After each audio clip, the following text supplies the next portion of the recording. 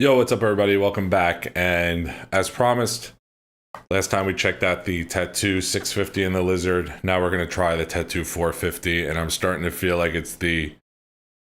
How does that fairy tale go? My porridge is too hot, my porridge is too cold. I feel like we need it just right, which would have been a 550, but I haven't seen a Tattu 550 yet.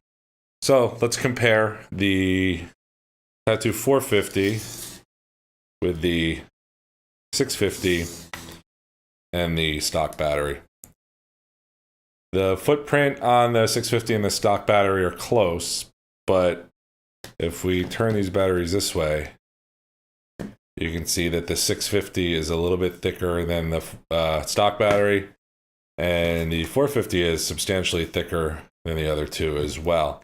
As far as weight goes, I did weigh the 650 in the last video. We'll weigh it again to see what we got. 53.8 grams. Stock battery, 44. And the 450, 41.8. So the 450 is lighter than even the stock battery, which is cool. The question then is, how does it do in flight time? I got a couple of flights to show you guys. The first one, I got about 3.5 minutes. And that one's kind of interesting because I almost kind of lost my Lizard over some water. At one point, I got a little bit mixed up. There's two lakes near my cousin's house that are kind of one street over from one another, and I thought I was on one when I was on the other. I got further away than I meant to, so that'll be interesting to watch. I got about 3.5 minutes on this 450 battery, and I will say the battery feels great. A lot of power, a lot of punch. One of the Lizard probably flies, out of all the batteries I've tried in Lizard 2S, 3S, it flies the best on this one.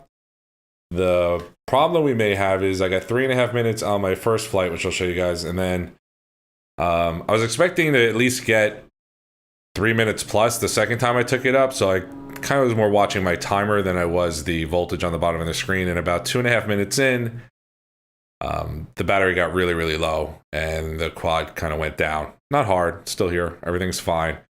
But at first I was like, man, did the receiver cut out? What happened? And then when I went back and watched, I saw my voltage was getting seriously, seriously low, lower than you'd want it to be. So rookie move, both my flights. Like I said, I'm kind of new at this. So first flight, kind of accidentally got further than I meant to. Almost had a fail safe in a bad spot.